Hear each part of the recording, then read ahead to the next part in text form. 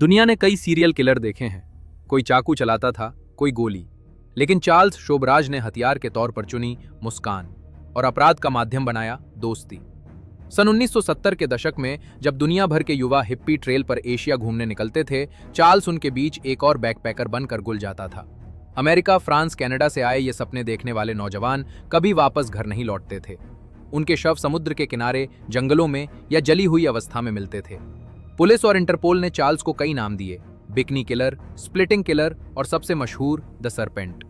सांप वाला नाम इसलिए रखा गया क्योंकि जैसे सांप बिना आवाज के रेंगता है और एकदम से डस लेता है, वैसे ही चार्ल्स बिना शोर मचाए अपने शिकार को पकड़ लेता था और गायब हो जाता था। पुलिस रिकॉर्ड के अनुसार कम से कम 14 हत्याएं चार्ल्स के नाम साबित हुईं, लेकिन चार्ल्स ने खुद कई इंटरव्यू में दावा किया कि उसने 3 दर्जन से अधिक लोगों को मारा।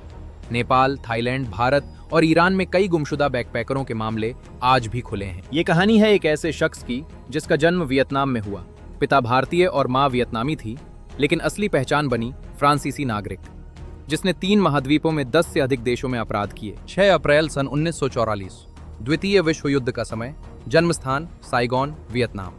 उस समय यह फ्रेंच इंडो चाइना था, आज ये हो ची मिन शहर कहलाता है। चार्ल्स का असली नाम था होत चंद भावनानी गुरमुख शोभराज। पिता एक भारतीय सिंधी व्यापारी जिसका नाम था शोभराज हच्चर्द भावनानी। माँ एक वियतनामी महिला जिसका नाम था ट्रान लोआंग फुन।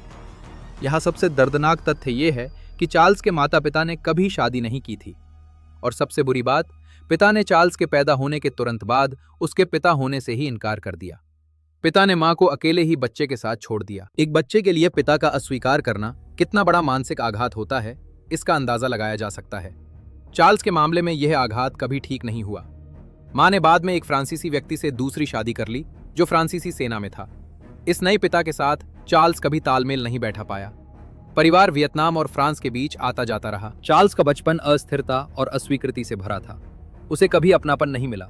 उसने कई बार घर छोड़ा, सड़कों पर भटका और छोटी मोटी चोरियां करना शुरू कर दिया। शायद यहीं से उसके अंदर धोखे, छल और बदले की भावना ने जन्म लिया। सन 1976 के दशक की शुरुआत में चार्ल्स पेरिस पहुंचा। युवा चार्ल्स देखने में बेहद आकर्षक था। लंबा कद, घने काले बाल, मोहक मुस्कान। लेकिन इस खूबसूरत शक्ल के पीछे एक ठंडा और गणना करने वाला दिमाग काम कर रहा था। पेरिस में चार्ल्स ने छोटी मोटी चोरियां शुरू कर दी। दुकानों से सामान चुराना, पर्यटकों के बैग उड़ाना, नकली पहचान पत्र बनाना, ये सब उसका नया शगल था। सन 1963 में चार्ल्स को पहली बार सजा हुई। चोरी के आरोप में 3 महीने की जेल। ये चार्ल्स के आपराधिक जीवन का पहला आधिकारिक रिकॉर्ड था। जेल में चार्ल्स ने असली अपराध की दुनिया को समझना शुरू किया। वहां उसने कई कुख्यात अपराधियों से दोस्ती की, जेल स्टाफ को चकमा देना सीखा, और सबसे महत्वपूर्ण बात यह सीखा कि कैसे अपनी बुद्धि से लोगों को अपना उपकारी बनाया जाए। जेल से बाहर आते ही चार्ल्स ने एक अमीर फ्रांसीसी लड़की शांता से शादी कर ली, लेकिन ये शादी भी एक ढोंग थी। चार्ल्स शांता के पैसों पर रहता था, उसके घर में रहता था और उसी दौरान दूसरी महिलाओं से संबंध बनाता था। शांता ने बाद में पुलिस को बताया कि चार्ल्स एक दिन अचानक गायब हो गया और उसके बाद उसने उसे कभी नहीं देखा। शांता के साथ हुए इस धोखे से चार्ल्स को एक सबक मिला। वो किसी से भी झूठ बोल सकता है, किसी को भी अपना बना सकता है और बिना किसी पछतावे के छोड़ सकता है।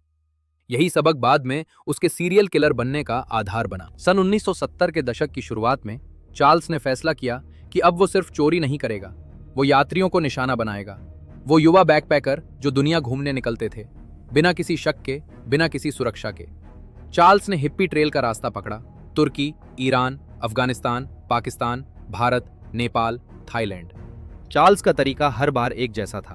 पहला कदम, विश्वास जीतना। वो कई भाषाएं बोल सकता था, फ्रेंच, अंग्रेजी, हिंदी, थाई। यही उसका सबसे बड़ा हथियार था।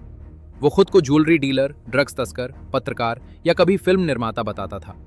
दूसरा कदम, पीड़ित को अलग जगह ले जाना। चार्ल्स उन्हें अपने अपार्टमेंट, होटल के कमरे या किसी एकांत जगह पर बुलाता था।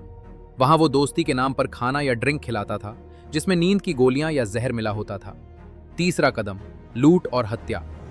पीड़ित के बेहोश होने के बाद चार्ल्स उनके पासपोर्ट, पैसे, क्रेडिट कार्ड, कपड़े सब कुछ लूट लेता था। फिर उनका गला घोंटता था या उन्हें पानी में डुबो देता था या शव को जला देता था। उसने कभी खुद हथियार नहीं उठाया, उसका हथियार था धोखा और जहर। चौथा कदम, गायब हो जाना। चार्ल्स पीड़ित के पासपोर्ट का इस्तेमाल खुद करता था या उसे बेच देता था। वो किसी दूसरे देश चला जाता था, नई पहचान बना लेता था और फिर से वही खेल शुरू कर देता था। इस तरीके से चार्ल्स ने 3 साल के अंदर ही दर्जनों लोगों को मार डाला। पुलिस को पता ही नहीं चलता था कि ये लोग मारे गए हैं या खुद से गायब हुए हैं। पहली पुष्ट हत्या जिसका रिकॉर्ड पुलिस के पास है वो थी टेरेसा नोल्टन की। टेरेसा एक युवा अमेरिकी महिला थी जो दुनिया घूम रही थी। 15 अक्टूबर सन 1975 को थाईलैंड के पटाया समुद्र तट से कुछ दूरी पर टेरेसा का शरीर मिला। उसने बिकनी पहनी थी, शरीर पर कोई चोट के निशान नहीं थे। पुलिस को लगा कि शायद तैरते समय डूबने से मौत हुई है, लेकिन पोस्टमार्टम रिपोर्ट ने कुछ और ही बताया। टेरेसा के शरीर में भारी मात्रा में नींद की दवा पाई गई थी। वो डूबी नहीं थी, बल्कि पहले बेहोश की गई थी, फिर पानी में डुबो दी गई थी। टेरेसा की डायरी में एक महत्वपूर्ण एंट्री थी। उसने लिखा था, आज एक फ्रांसीसी भारतीय व्यक्ति से मुलाकात हुई, बहुत अच्छा लग रहा है। उसने अपने अपार्टमेंट में रात के खाने पर बुलाया है। यह इंसान था चार्ल्स शोबराज। लेकिन पुलिस उस वक्त कुछ नहीं कर पाई। चार्ल्स पहले ही थाईलैंड छोड़कर पड़ोसी देश भाग चुका था। टेरेसा की हत्या के बाद प्रेस ने चार्ल्स को बिकनी किलर नाम देना शुरू कर दिया। यह नाम इसलिए पड़ा क्योंकि टेरेसा बिकनी में मिली थी और बाद में मिले कई शवों ने भी स्विमिंग सूट पहना हुआ था। टेरेसा के बाद चार्ल्स ने कोई रोक नहीं लगाई।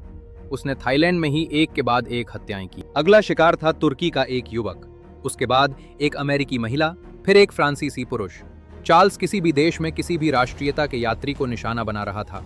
उसके लिए कोई भी मेहमान था, कोई भी दोस्त था, जब तक कि वो उसकी नजर में ना आ जाए। सन 1976 में चार्ल्स नेपाल पहुंचा। काठमांडू शहर में उसने 2 कनाडाई बैकपैकरों को निशाना बनाया, लॉरेंट कैरियर और उसकी साथी कॉनी जो ब्रोइस। चार्ल्स ने उन्हें दोस्ती का झांसा दिया, उनके पासवर्ड और पैसे ले लिए, फिर खाने में नींद की गोलियां डालकर उन्हें बेहोश कर दिया। इसके बाद दोनों की हत्या कर दी और शवों को जला दिया। नेपाल पुलिस ने मामला दर्ज तो कर लिया, लेकिन चार्ल्स उससे पहले ही भारत फरार हो चुका था। नेपाल की जेल से भागने के बाद चार्ल्स ने दिल्ली में अपना अड्डा बनाया। दिल्ली में चार्ल्स ने एक किराए के अपार्टमेंट में काम करना शुरू किया। उसने 2 फ्रांसीसी महिलाओं को जहर देकर लूटा। एक बच गई, एक नहीं बची। लेकिन इस बार चार्ल्स की किस्मत फेल रही। दिल्ली पुलिस को कुछ सुराग मिल गए थे। 6 जुलाई सन 1976 दिल्ली के एक रेस्टोरेंट में चार्ल्स बैठा था। उसके पास एक फ्रांसीसी टूरिस्ट ग्रुप था। चार्ल्स उन्हें दवाई भरा खाना खिलाने वाला था। इसी बीच दिल्ली पुलिस ने रेस्टोरेंट में घेराबंदी कर दी और चार्ल्स को गिरफ्तार कर लिया। गिरफ्तारी के समय चार्ल्स के पास से कई नकली पासपोर्ट, पिस्तौल, जहर की शीशियां और 8 अलग अलग देशों के करेंसी नोट बरामद हुए। ये सब सबूत थे चार्ल्स के बड़े खेल के। लेकिन चार्ल्स ने हार नहीं मानी। उसे दिल्ली की तिहाड़ जेल में रखा गया। वहां उसने एक नया खेल शुरू किया, जेल अफसरों को ब्राइब करना, उन्हें अपना दोस्त बनाना और यहां तक कि कुछ अफसरों को नशीली दवाएं खिलाकर बेहोश करना। कोर्ट में चार्ल्स ने अपना बचाव खुद किया। वो वकील बनकर पेश हुआ, लेकिन कोर्ट ने चार्ल्स को दोषी पाया। चार्ल्स को 10 साल की जेल की सजा सुनाई गई। चार्ल्स ने उस सजा के 4 साल तिहाड़ जेल में बिताए। फिर उसने एक मास्टर प्लान बनाया। चार्ल्स ने जेल के अधिकारियों को बीमार होने का नाटक किया। उसे अस्पताल ले जाया गया। वहां उसने केक बनवाया, पार्टी की और पुलिस गार्डों को नशीली मिठाई खिला दी। 16 मार्च सन 1986 को चार्ल्स अस्पताल से फरार हो गया। लेकिन उसकी खुशी ज्यादा दिनों तक नहीं रही। 1 हफ्ते बाद गोवा में पुलिस ने उसे फिर पकड़ लिया। इस बार उसकी सजा बढ़ा दी गई। चार्ल्स को भारत से बाहर निकलने का कोई रास्ता नहीं दिख रहा था। सन 1999 में चार्ल्स की सजा खत्म हुई। भारत सरकार ने उसे फ्रांस भेज दिया। फ्रांस पहुंचकर चार्ल्स ने मीडिया से बात करना शुरू कर दिया। उसने खुद को बदला हुआ बताया, किताबें लिखीं, इंटरव्यू दिए और कहा कि अब वो एक नई जिंदगी जीना चाहता है। लेकिन सच्चाई ये थी कि चार्ल्स को अपने किए पर कोई पछतावा नहीं था। फ्रांस में रहते हुए उसने कई इंटरव्यू दिए जिसमें उसने ठंडे दिल से अपनी हत्याओं का जिक्र किया। उसने कहा, मैं एक सैनिक हूं और ये युद्ध था। जो मारा गया वो कमजोर था। फ्रांस में चार्ल्स खुलकर घूम रहा था। उसने एक नई गर्लफ्रेंड बनाई, पार्टियों में जाने लगा और यहां तक कि एक डॉक्यूमेंट्री फिल्म में भी काम किया। उसे लगा कि अब उसके खिलाफ कोई केस नहीं बचा है, लेकिन वो भूल गया था नेपाल। सन 2003 चार्ल्स ने एक बार फिर यात्रा करने का फैसला किया। वो थाईलैंड, चीन और अंत में नेपाल जाने की सोच रहा था। उसकी नई गर्लफ्रेंड नेपाली थी। चार्ल्स ने सोचा, 20 साल हो गए, किसी को याद नहीं होगा। चार्ल्स बिल्कुल गलत था। नेपाल पुलिस और इंटरपोल ने चार्ल्स के खिलाफ लाल नोटिस जारी कर रखा था। सन 3976 में नेपाल में जिन 2 कनाडाई लोगों की हत्या चार्ल्स ने की थी, वो मामला अभी भी खुला था। 23 सितंबर सन 2003 चार्ल्स जब काठमांडू एयरपोर्ट पर उतरा तो वहां पहले से ही पुलिस तैनात थी। एक स्थानीय रिपोर्टर ने चार्ल्स को पहचान लिया था और पुलिस को सूचना दे दी थी। एयरपोर्ट पर ही चार्ल्स को गिरफ्तार कर लिया गया। ये दुनिया की सबसे बड़ी खबरों में से एक बन गई। वही चार्ल्स जिसे पुलिस दशकों से पकड़ नहीं पाई थी, अब एक छोटे से हवाई अड्डे पर बैठा था, हाथ में हथकड़ी थी। नेपाल की अदालत में चार्ल्स के खिलाफ मुकदमा शुरू हुआ। गवाहों ने बताया कि कैसे चार्ल्स ने लॉरेंट और कॉनी को दोस्ती का झांसा देकर मार डाला था। पुलिस ने वो सबूत पेश किए जो 20 साल पहले जुटाए गए थे, जले हुए कपड़े, हड्डियों के टुकड़े और चार्ल्स के फिंगरप्रिंट। चार्ल्स ने कोर्ट में हार नहीं मानी। उसने कहा कि वो बेकसूर है और ये सब साजिश है। उसने कहा कि वो उस समय नेपाल में ही नहीं था, लेकिन गवाहों ने उसे नेपाल में देखा था। एक होटल मैनेजर ने बताया कि चार्ल्स उसके होटल में रुका था। कोर्ट ने चार्ल्स को दोषी पाया। उसे दोनों हत्याओं के लिए उम्र कैद की सजा सुनाई गई। चार्ल्स ने सजा के खिलाफ अपील की, लेकिन हर बार अदालत ने उसकी अपील खारिज कर दी। चार्ल्स ने नेपाल की जेल में लगभग 20 साल बिताए। पहले कुछ साल तो उसने जेल से भागने की कोशिश की। उसने दीवारों पर चढ़ने की योजना बनाई, सुरंग खोदने की कोशिश की, यहाँ तक कि जेल अफसरों को रिश्वत देने की भी, लेकिन हर बार वह असफल रहा। जैसे जैसे चार्ल्स की उम्र बढ़ी, उसकी तबीयत बिगड़ने लगी। उसे हार्ट की बीमारी हो गई, पेट में अल्सर हो गया, घुटनों में दर्द होने लगा, वो चलने लायक नहीं रहा। जेल के डॉक्टरों ने कई बार ऑपरेशन की सलाह दी। चार्ल्स ने कई बार याचिका लगाई, मुझे रिहा करो, मैं मरने वाला हूं। नेपाल सरकार ने कहा, तुमने 2 लोगों को मारा, तुम जेल में ही मरोगे। लेकिन फरवरी सन 2023 में चार्ल्स की तबीयत इतनी बिगड़ गई कि उसे अस्पताल ले जाना पड़ा। नेपाल के सुप्रीम कोर्ट ने एक फैसला सुनाया। बीमारी के आधार पर चार्ल्स शोभराज को रिहा किया जाता है। उसे 15 दिनों के भीतर नेपाल छोड़ना होगा। 23 दिसंबर सन 2023 एक एयर एम्बुलेंस में चार्ल्स शोभराज नेपाल से फ्रांस लौटा। उस समय उसकी उम्र 1944 में पैदा हुए एक व्यक्ति के हिसाब से बहुत ज्यादा थी, लगभग 80 साल। चार्ल्स बिस्तर पर पड़ा था, चल नहीं सकता था, बोलने में भी दिक्कत होती थी। फ्रांस पहुंचकर चार्ल्स को अस्पताल में भर्ती कराया गया। कुछ महीनों बाद उसे छुट्टी दे दी गई। वो पेरिस के एक छोटे से अपार्टमेंट में रहता है। पड़ोसी कहते हैं कि वो बहुत शांत रहता है, अकेले घूमता है, किसी से बात नहीं करता। वही सांप जिसने दुनिया को बिकनी किलर के नाम से डराया, जिसने दर्जनों लोगों को मारा, जो पुलिस को 3 महाद्वीपों में चकमा देता रहा, आज वो एक बूढ़ा, बीमार, अकेला आदमी है। मौत का इंतजार कर रहा है। चार्ल्स अकेले नहीं चलता था। उसके 2 मुख्य साथी थे जिन्होंने उसकी हत्याओं में मदद की। अजय चौधरी। अजय एक भारतीय नागरिक था। वह चार्ल्स का कट्टर अनुयायी बन गया था। अजय ही था जो पीड़ितों के पासपोर्ट बेचता था, जहर की दवाइयां लाता था और कभी कभी शवों को छिपाने में मदद करता था। लेकिन सन 39-76 के आसपास अजय अचानक गायब हो गया। पुलिस को लगता है कि चार्ल्स ने ही अजय को मारा, क्योंकि वह कमजोर पड़ने लगा था। अजय का शव कभी नहीं मिला। Mary Andre LeClair. मैरी एक कनाडाई महिला थी जो चार्ल्स के प्यार में अंधी हो गई थी। मैरी को लगता था कि चार्ल्स एक जासूसी दुनिया में रहता है, जबकि चार्ल्स असल में यात्रियों को मार रहा था। मैरी ने कई हत्याओं में चार्ल्स की मदद की। वह पीड़ितों को दोस्ती का झांसा देती थी, उनके कमरे में जहर डालती थी और कभी कभी पुलिस से झूठ बोलती थी। बाद में भारत में मैरी को गिरफ्तार कर लिया गया। उसे कनाडा भेज दिया गया। कनाडा लौटने के कुछ ही समय बाद मैरी की मौत हो गई। उसने अपनी मौत से पहले स्वीकार किया था, मुझे चार्ल्स के असली चेहरे के बारे में देर से पता चला। Interpol, Thai police, Nepal police और भारतीय पुलिस के रिकॉर्ड के अनुसार निम्नलिखित हत्याएं चार्ल्स शोभराज के नाम साबित हुई हैं। टेरेसा नोल्टन, अमेरिकी महिला। थाईलैंड विटाली हकीम, तुर्की का एक युवक। थाईलैंड 4 और अज्ञात यात्री। थाईलैंड में विभिन्न समय पर लॉरेंट कैरियर, कनाडाई पुरुष। नेपाल कॉनी जो ब्रोइज, कनाडाई महिला। नेपाल 2 फ्रांसीसी महिलाएं। भारत 1 बच गई, 1 की मौत हो गई। कुल मिलाकर कम से कम 14 पुष्ट हत्याएं। लेकिन चार्ल्स ने खुद एक इंटरव्यू में कहा था, 20 से 30 के बीच, मैंने गिनती नहीं रखी। सन 2021 में नेटफ्लिक्स ने द सर्पेंट नाम से एक सीरीज बनाई। इसमें ब्रिटिश अभिनेता ताहर रहीम ने चार्ल्स का किरदार निभाया। ये सीरीज चार्ल्स के पूरे आपराधिक जीवन पर आधारित थी। सीरीज रिलीज होते ही दुनिया भर में सनसनी फैल गई। कई लोगों को पहली बार पता चला कि 80 के दशक में एक सीरियल किलर था जो बैकपैकरों का शिकार करता था। पीड़ितों के परिवार वालों ने सीरीज देखी और कहा, इसने हमारा दर्द फिर से ताज़ा कर दिया। लेकिन चार्ल्स ने खुद जेल से इस सीरीज पर प्रतिक्रिया दी। उसने कहा, यह सब झूठ है, मैंने किसी को नहीं मारा।